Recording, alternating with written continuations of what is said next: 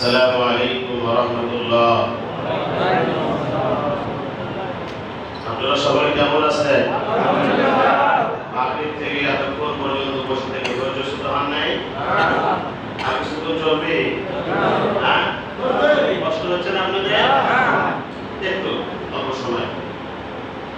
আলহামদুলিল্লাহ আলহামদুলিল্লাহ নাহমাদুহু ওয়া নাস্তাঈনুহু ওয়া নাস্তাগফিরুহু ওয়া নু'মিনু বিহি ওয়া নাতাওয়াক্কালু আলাইহি ওয়া নাউযু বিল্লাহি মিন শুরুরি আনফুসিনা ওয়া মিন sayyiati a'malina man yahdihillahu fala mudilla lahu wa man yudlilhu fala hadiya lahu wa nashhadu an la ilaha illallah wahdahu la sharika lahu wa nashhadu anna sayyidana wa sanadana wa habibana wa maulana Muhammad sallallahu ta'ala ala khayri khalqihi Muhammadin wa alihi wa ashabihi wa baraka wa sallam.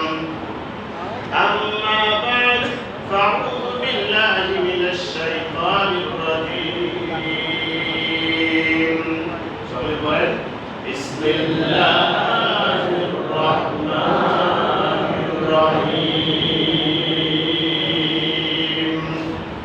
সুবহানাল্লাযী আসরা বি'abdiহি লাইলান মিনাল মাসজিদিল হারাম ليلا من المسجد الحرام إلى المسجد الأقصى الذي باركنا حوله لنريه من آياتنا إنه هو السميع البصير. صدق الله العظيم. وقال رسول الله صلى الله عليه وسلم الصلاة معراج المؤمنين أو كما قال النبي صلى الله عليه وسلم. صدق الله العظيم وصدق رسوله النبي الأمي الكريم ونحن على ذلك من الشاهدين والشاكرين والحمد لله رب العالمين. সম্মানিত মুআজ্জাজ মুহতারাম অত্র এলাকার দিনদার পরাজগার মুত্তাকি আল্লাহর প্রিয় বান্দারা, হযরত উলামায়ে ইকরাম, সমবয়সী যুবক ভাইরা, ছোট ছোট উপস্থিত আছেন, আমরা সকলে সেই মনিবের দরবারে শুকর আদায় করছি যিনি আমাদেরকে আজকের এই পবিত্র মাসে আসরে করুন 4টি মাস আল্লাহর কাছে অত্যন্ত মহিমান্বিত সম্মানিত। তার ভিতরে একটি মাস রজব মাস। তো আল্লাহ রাব্বুল আলামিন এই মাসে আল্লাহর নবী সবচাইতে আশ্চর্যজনক ঘটনা, যেটা এতক্ষণ পর্যন্ত মাওলানা আসাদুজ্জামান নূরের মুখে মেরাজের ঘটনার আশ্চর্যজনক সম্পর্কে তুলে ধরলেন, সেই ঘটনা শোনা এবং এর থেকে আমাদের শিক্ষণীয় কি বিষয়গুলো আছে সেগুলো আমল করার জন্য আশার বসার তৌফিক দান করলেন। আমরা সকলে দিল থেকে বলছি আলহামদুলিল্লাহ, আলহামদুলিল্লাহ। অতঃপর অসংখ্য দরুদ সালাম সাইয়্যিদুল আম্বিয়া নবীকুল শিরোমণি, যিনি সর্বকালের সর্বযুগের সর্বশ্রেষ্ঠ মহামানব জনাব মুহাম্মদুর রাসূলুল্লাহ সাল্লাল্লাহু আলাইহি ওয়াসাল্লাম। সম্মানিত উপস্থিতি, আমরা মেরাজের আলোচনা শুনতে আসছি। মেরাজের আলোচনা আসলে অনেক লম্বা। আমাদের এ পর্যন্ত 3 জন আলোচক চলে গেছে। কেমন? বাইতুল মুকাদ্দাস পর্যন্ত পৌঁছে আরশে আজিম যাওয়ার অনেক ঘটনা আছে। এরপরে সেখান থেকে জান্নাত জাহান্নাম দেখে আল্লাহ পাকের সাথে কথোপকথন করে আবার রাতের আধারে মক্কাতুল মুকাররমায় ফিরে আসা, বাইতুল্লাহ ফিরে আসা, অনেক লম্বা পথ। এই অল্প পরিসরে অল্প একটু করে সময় নিয়ে আলোচনা করা সম্ভব না। এরপর মোটা মোটা যেগুলো কথা, যেগুলো আমাদের স্মরণ রাখার মতো সহজ সরল ভাই আমাদের ব্রেনে ধরে রাখা যায়, সেই কথাগুলো একটু আলোচনা করবো ইনশাআল্লাহ। তো আল্লাহ রাব্বুল আলামিন এই কিচ্ছা কাহিনী শুধু শোনার জন্য নয়, সূরা ইব্রাহিমের মধ্যে আল্লাহ পাক বলেছেন ওয়াযাক্কিরহুম বিআইয়ামিল্লাহ, হে নবী, আপনার উম্মতদেরকে অতীত যুগের নবীদের বিভিন্ন সময়ের বিভিন্ন দিনের বিভিন্ন ঘটনাবলী আপনি তাদেরকে আলোচনা করে শোনান। শুনলে কি হবে? সেখান থেকে যে শিক্ষণীয় আছে, আদর্শ গ্রহণ করার আছে, সেগুলো তারা শিখতে পারবে, আদর্শ গ্রহণ করতে পারবে। আল্লাহ যেন আমাদের এই আজকের আলোচনা শুধু ইচ্ছে কাহিনী শোনার মধ্যে শেষ না হয়। এখান থেকে কি মূল আদর্শ, মূল টার্গেটটা কি, মেরাজের মূল টার্গেটটা কি বলেন তো দেখি। মেরাজের দীর্ঘ আলোচনা আমরা শুনতেছি, আমাদের বিভিন্ন সময় ফেলে, ব্যস্ততা ফেলে, ব্যবসা বাণিজ্য ফেলে আমরা গাড়ি ভাড়া দিয়ে এখানে আসছি, 3 থেকে 4 ঘন্টা সময় ব্যয় করতেছি। এই মেরাজের পুরো ঘটনার মূল টার্গেটটা কি বলেন তো? নামাজ। কি বলেন তো? আমি এই ঘটনা আর অতি লম্বাচনা করতে চাই না, ডাইরেক্ট বাইতুল মুকাদ্দাস থেকে আল্লাহর আরশ পর্যন্ত পৌঁছে গেলেন। আল্লাহ পাক কি বললেন, আল্লাহ পাক কি আলোচনা করে নিয়ে চলে আসবেন, এদিকে আলোচনা করব ইনশাআল্লাহ। শুরুর দিকে বহু আলোচনা হয়ে গেছে, কি বলেন ঠিক কিনা? তো আল্লাহ পাক বলতেছেন যে আমি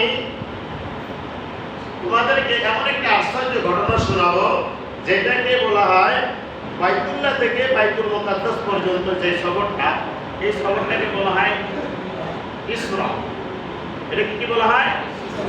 এর আসরা বা ইসরা, এটাকে বলা হয় ইসরা। অর্থাৎ ইসরা শব্দের অর্থ হলো রাতের ভ্রমণ, নৈশ ভ্রমণ, রাতের সফর। আল্লাহ বলতেছেন সুবহানাল্লাযী আসরা বিআবদিহি লাইলান মিনাল মাসজিদিল হারাম ইলাল মাসজিদিল আকসাল্লাযী বারাকনা হাওলাহু লিনুরিয়াহু মিন আয়াতিনা ইন্নাহু হুয়াস সামিউল বাসীর। আল্লাহু আকবার। আল্লাহ বলেন যে হে মানব জাতি, তোমাদেরকে এমন অতি এক আশ্চর্য ঘটনা তোমাদেরকে শোনাচ্ছি যে আমার প্রিয় বান্দা মুহাম্মদ ইবনে আব্দুল্লাহকে রাতের বেলায় আমার প্রিয় বান্দাকে রাতে অল্প সময়ের ভিতরে আমি বাইতুল্লাহ থেকে বাইতুল মুকাদ্দাস পর্যন্ত নিয়ে গেছি। বাইতুল্লাহ এখানে ডাইরেক্ট আছে মিনাল মাসজিদুল হারাম। হাদিসের মধ্যে আছে আল্লাহ রাসূল হারাম শরীফে ছিলেন, আরেকখানে আছে যে তিনি উম্মে হানির ঘরে ছিলেন, আরেকটা রিওয়ায়াত আছে তিনি আবু তালেবের ঘরে ছিলেন। সেখান থেকে তাকে সিনাসে চাপ করে সবকে সদর করে তাকে হাউসে কাউসারের পানি দিয়ে পরিষ্কার করে এবার আল্লাহ পাক সবার শুরু করেন। সুবহানাল্লাহ। বাড়িতে বলেন ওপেন হার্ট সার্জারি করেছেন আল্লাহ। আর এটা হলো প্রথম, এটা কি প্রথম আল্লাহ নবীকে হার্ট সার্জারি করে জান্নাতের পানি দিয়ে, জমজমের পানি দিয়ে সেগুলো পরিষ্কার করে আল্লাহ পাক আবার সেলাই করে দিয়ে আল্লাহ নবীকে সফর শুরু করলেন। এখন কথা হলো দুইটা, একটা হলো কোরআন শরীফে ডাইরেক্ট আছে মিনাল মাসজিদুল হারাম, মসজিদে হারাম বাইতুল্লাহ থেকে সফর শুরু করলেন। আর হাদিসের মধ্যে আছে উম্মে হানির ঘর থেকে শুরু করলেন, আবার আবু তালেবের ঘর থেকে শুরু করলেন। তারপরে তিনটা হয়ে গেল না? কয়টা হয়ে গেল? কথা তিনটে না, সব একটাই। বাইতুল্লাহর সঙ্গেই লাগানো ছিল উম্মে হানির ঘর, বাইতুল্লাহর সঙ্গে লাগানো ছিল আবু তালেবের ঘর। আমরা যদি এখান থেকে ঢাকা যাই তাহলে আমাদের যদি কেউ জিজ্ঞেস করে ভাই আপনার বাড়ি কোথায়, আমি কি বলবো আমার বাড়ি রাঙ্গামাটি? কি বলবো? কোথায় বলবো বলেন তো? যদি বাংলাদেশের বাইরে যাই কোথায় বলবো? ঢাকা। কোথায় বলবো? ঢাকা বলবো। বাংলাদেশ কোথায় বলবো? আল্লাহ রাব্বুল আলামিন বাইতুল্লাহর ভিতর তো মানুষ থাকে না, কেউ ঘুমায় না, মসজিদে কেউ ঘুমায় প্রয়োজন ছাড়া, দিনই প্রয়োজন ছাড়া। আল্লাহ উম্মে হানির ঘরে শুয়েছিলেন অথবা আবু তালেবের ঘরে শুয়েছিলেন, সেখান থেকে আল্লাহ পাক তাকে উঠায়ে শুরু করলেন সফর। কিন্তু সেটা বাইতুল্লাহর সঙ্গে লাগানো ছিল। যেমন আল্লাহর নবীর মসজিদ মদিনাতুল মুনাওয়ারা, আল্লাহর নবী ইন্তেকাল করছেন কোন ঘরের ভিতরে? মসজিদ নববী। সেটা মসজিদ নববী না, তার আগে ছিল আয়েশা রাদিয়াল্লাহু তাআলার ঘর। সেটা কি ছিল? আয়েশা রাদিয়াল্লাহু তাআলার ঘর। সেখানেই তাকে দাফন করা হয়েছে, কিন্তু সেখানে এরিয়া বড় করে মসজিদের নববীর ভিতরে ঢুকে গেছে। সুবহানাল্লাহ বলেন। সুবহানাল্লাহ। এটাও বাইতুল্লাহ থেকে সফর শুরু করছেন, তার মানে আবু তালেবের ঘরে অথবা উম্মে হানির ঘরে ঘুমিয়েছিলেন। সেখান থেকে তাকে জাগ্রত করে বাইতুল মুকাদ্দাস নিয়ে যাওয়া হলো। সেখানে যে তিনি 2 রাকাত নামাজ পড়ে এরপরে সেখানে আল্লাহ পাক নিয়ে গেলেন জন্য বারাকনা হাওলাহু লিনুরিয়াহু মিন আয়াতিনা। বাইতুল মুকাদ্দাসের আশপাশে আল্লাহ পাক বরকত দ্বারা ভরপুর করে গেছেন। সুবহানাল্লাহ। কি ভরপুর? ভরপুর দুনিয়ার জগতেও ভরপুর, আখিরাতের জগতেও ভরপুর। সেটা হলো আল্লাহ পাক সেখানে এত বরকত দিয়েছে, সেখানকার আঙ্গুরগুলো আপেলের থেকে বড় বড় হয়। সুবহানাল্লাহ। খেজুরগুলো আরো বড় বড় হয়, এবং যেগুলো শস্য ফসল আল্লাহ এত বরকত দান করেছে, এত বরকত পৃথিবীতে আর কোথাও নেই। সুবহানাল্লাহ বলে। এটা হলো দুনিয়াবি বরকত। আর আখিরাতের বরকত হলো বাইতুল মুকাদ্দাস জেরুজালেম তথা ওই আশপাশ এলাকাতে আল্লাহ রাব্বুল আলামিন প্রায় ৪৫০০ নবী এবং রাসূলকে আল্লাহ পাক এই এলাকায় দিয়েছেন। সুবহানাল্লাহ। তাহলে নবীদের থেকে বরকতপূর্ণ আর কিছু থাকে? দুনিয়াবি বরকত, আখিরাতের বরকত। আল্লাহ তাই বলছেন, আল্লাযী বারাকনা হাওলাহু, যার আশপাশে আমি বরকত দ্বারা পরিপূর্ণ করেছি। সুবহানাল্লাহ বলেন। এরপরে এই পর্যন্ত বাইতুল্লাহ থেকে বাইতুল মুকাদ্দাসকে সফরকে বলা হয় আসরা বা ইসরা। এই সফরটাকে কোরআনের দ্বারা প্রমাণিত। এরপরে বাইতুল মুকাদ্দাস থেকে উত্তর জগতের সফর, এটাকে বলা হয় মেরাজ। এটাকে কি বলা হয়? এই মেরাজ সফরটা কোরআনের নেই, এটা হাদিসের দ্বারা। কি দিয়া? এটা হাদিসের দ্বারা প্রমাণ, যেটা আমার পূর্বে আসাদুজ্জামান নূর বলেছেন। সেটা হলো মেরাজের ঘটনাটা প্রায় 50টি, আমি প্রায় 25টার মতন রেওয়ায়াত পেয়েছি। আমি 20 থেকে 25টা রেওয়ায়াত আমি নিজে পেয়েছি, যে সেখানে 20 থেকে 25টা রেওয়ায়াত দ্বারা তিনি বাইতুল মুকাদ্দাস থেকে উর্দু জগতে সফর শুরু করলেন। সুবহানাল্লাহ বলেন। সেটাকে বলা হয় হাদিসের পরিভাষায় হাদিসে মুতাওয়াতির। কি বলা হয়? হাদিসে মুতাওয়াতির। হাদিসে মুতাওয়াতিরের প্রতি ঈমান আনা কোরআনের মতই ওয়াজিব এবং ফরজ। সুবহানাল্লাহ বলেন। কোরআনের প্রতি বিশ্বাস করে আমাদের ঈমান না? কি বলে? ঈমান কি না? কোরআনের একটা আয়াত অস্বীকার বা সন্দেহ করলে ঈমান থাকবে? হাদিসে মুতাওয়াতিরের দ্বারা যেটা প্রমাণিত হয়, এটা কোরআনের মতই জ্বলন্ত এবং শুদ্ধ হয়। সুতরাং আল্লাহ নবীর মেরাজ বাইতুল মুকাদ্দাস থেকে উর্দু জগতের সফর, এটাকে হাদিসের দ্বারা প্রমাণিত। তো আল্লাহ পাক জিবরাইলের মাধ্যমে বাইতুল মুকাদ্দাস নিয়ে যাচ্ছেন, বাইতুল মুকাদ্দাস থেকে উর্দু জগতে নিয়ে যাচ্ছেন। এই উর্দু জগতের সফরটা বরাকে হয়, তাতে হয়নি। বাইতুল্লাহ থেকে বাইতুল মুকাদ্দাস পর্যন্ত সফর হয়েছে আল্লাহ নবীর বরাকের উপরে, যেটা হযরত সাহেব হযরত হাফেজ হযরত আলী বয়ান করেছেন। সেটা দিকে আমি আলোচনা করতেছি না, আমি পুরাই সবার আলোচনা করছি। যে জায়গাটা আলোচনা ছেড়ে গেছে সেখান থেকে আলোচনা করতেছি। এরপরে বাইতুল মুকাদ্দাস থেকে উর্দু জগতের সফর, এটাকে বলা হয় রফরফ। এটা কি বলা হয়? রফরফ। রফরফ এটা কি? এটা কি বলা হয়? এটাকে বলা হয় চলন্ত সিঁড়ি। সুবহানাল্লাহ বলেন। চলন্ত সিঁড়ি কি দেখছি আমরা কেউ? হ্যাঁ, একটা সিঁড়ি দেখছি আমরা, একতলা থেকে দুতলা, দুতলা থেকে পাঁচতলা, 10তলা ওইটা, এটা পায়ে হেঁটে হেঁটে উঠতে হয়। আর একটা আছে লিফট। আর চলন্ত সিঁড়ি ঢাকাতে বড় বড় শপিং মলের ভিতরে আছে। আপনি ওটা দাঁড়াবেন, আপনাকে একটু 10তলায় নিয়ে পৌঁছে দিবে, সিঁড়ির মধ্যে চলতে চলতে যাচ্ছে। এই রফরফটাকে বলা হয় চলন্ত সিঁড়ি। আল্লাহ নবী সেখানে উঠলেন, একটানে প্রথম আসমানে উঠলেন। সুবহানাল্লাহ। প্রথম আসমানে উঠে দরজা বন্ধ। হাদিসের মধ্যে শব্দ আসছে, জিবরাইল বলতেছেন যে দরজাটা খোলেন। ভিতর থেকে আসলো, কে আপনি? বলেন জিবরাইল। বলে আপনার সঙ্গে আপনার সঙ্গে কে? বলেন ওয়া মুহাম্মাদুর রাসূলুল্লাহ সাল্লাল্লাহু আলাইহি ওয়াসাল্লাম।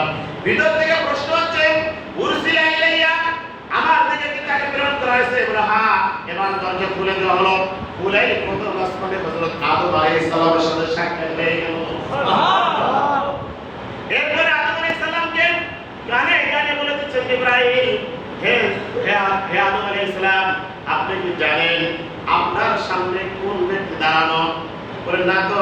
বলে ইনি হলো আপনার সন্তানদের ভিতরে একজন, সর্বশেষ নবী, বিশ্ব নবী জনাব মুহাম্মদুর রাসূলুল্লাহ সাল্লাল্লাহু আলাইহি ওয়াসাল্লাম। এবার আদম আলাইহিস সালাম চমকে দাঁড়ায়। কি বলে? বাবার ছেলে যদি অনেক সময় যোগ্য হয়, বাবারও মানুষের মধ্যে সব মানুষ দাঁড়িয়ে সালাম করে, বাবারও দাঁড়াতে হয় না? আর আপনার ছেলে আছে বাড়িতে ভূতাঙ্গা কিলাঙ্গা, কিন্তু মানুষের মধ্যে যখন আপনি বসছেন, সব মানুষের আপনাকে কি করতে হবে? সম্মান করতে হবে।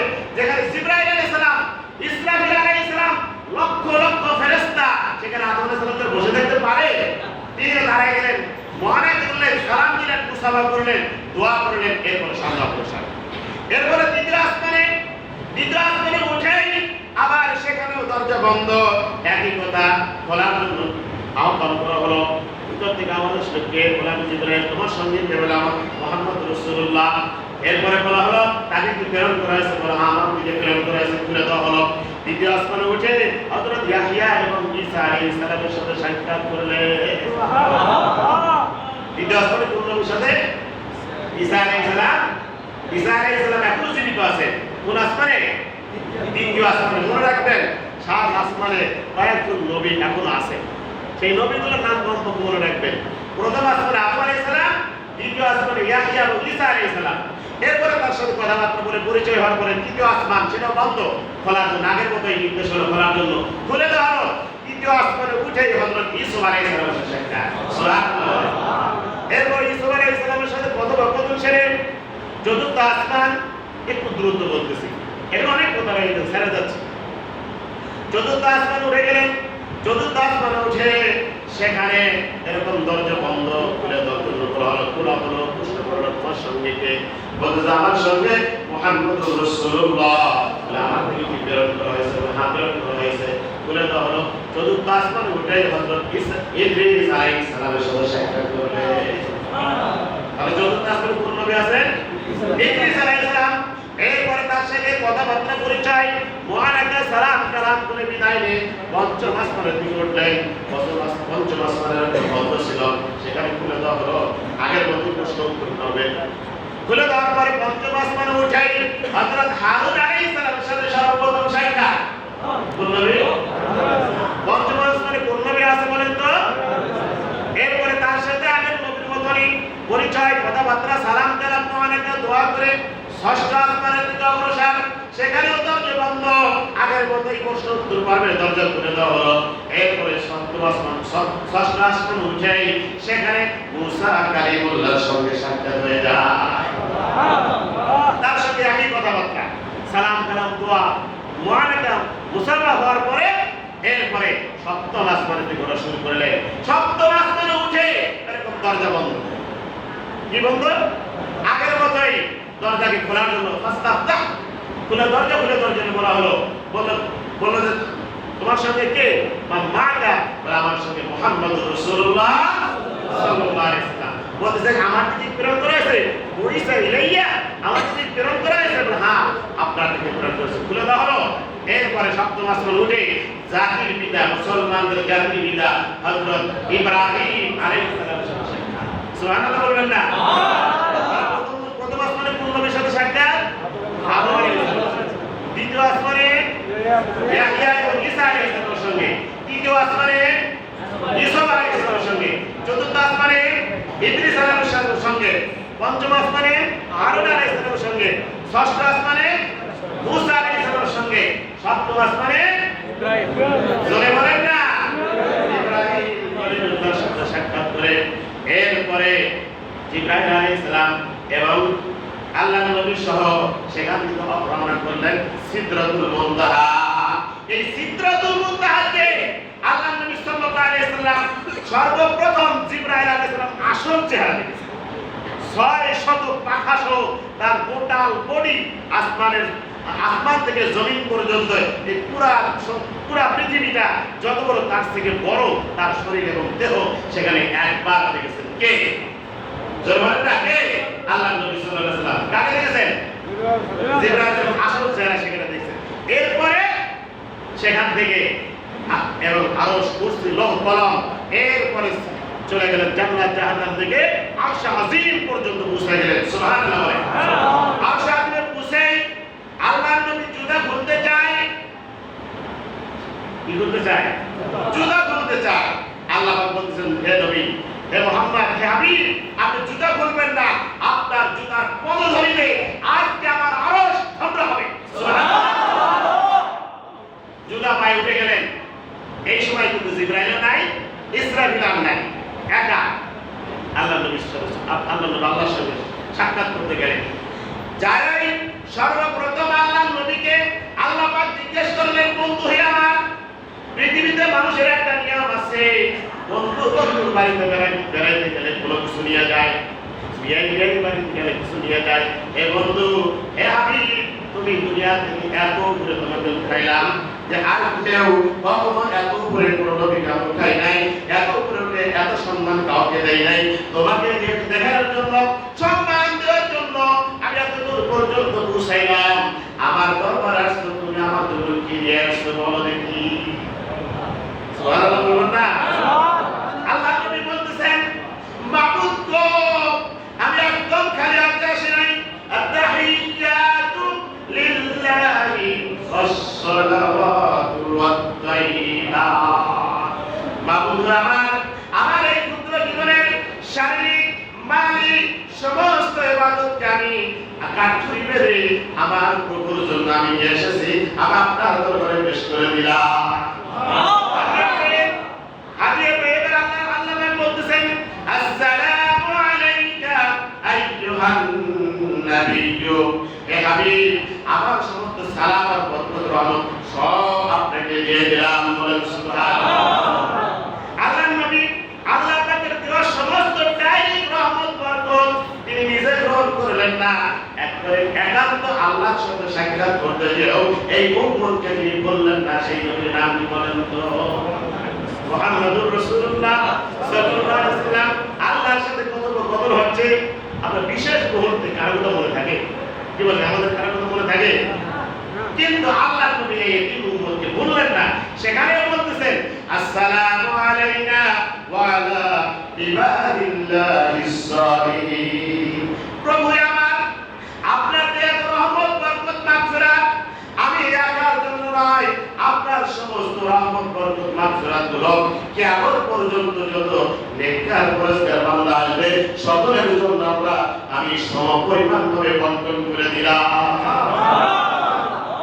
এবার আল্লাহ রাব্বুল আলামিন হাবিবে খুশি হয়ে গেলেন কথোপকথন শেষ এবার জান্নাত জাহান্নাম থেকে অনেক কথা এখানে ছেড়ে যাচ্ছে সময় নাই যেহেতু আমাদের প্রধান আলোচনা চলে আসছে সংক্ষিপ্ত করে বলতেছে এবার ফেরার পালা শুরু হয়েছে কিসের পালা আল্লাহ পাক কথা বলছেন বাকারা কাবা কৌসালিয়া ওয়া আলায়া সূরা আদমের ভিতরে আছে যে আল্লাহ এবং রাসূল আল্লাহর সঙ্গে এত নিকটে গেছেন যে ধনুকের দুই পা এরকম টান করলে যেরকম কাছাকাছি চলে আসে বলে এর থেকেও নিকটে চলে গেছেন সুবহানাল্লাহ আর আব্দুল্লাহ ইবনে আব্বাসের একটা রিওয়ায়াত আছে রাসূলুল্লাহ সাল্লাল্লাহু আলাইহি ওয়াসাল্লাম রাআইতু রাব্বি আযজা ওয়া জাল আমি সেখানে আল্লাহ পাককে নিজের চোখে সতত দর্শন করেছি সুবহানাল্লাহ এরপরে কথোপকথন শেষ করে আল্লাহ পাক চলে আসতেছেন আল্লাহ নবীকে বিদায় দিচ্ছেন এবার বিদায়ের পালায় আল্লাহ পাক বলতেছেন হে হাবিব হে মুহাম্মদ আপনার উম্মতের জন্য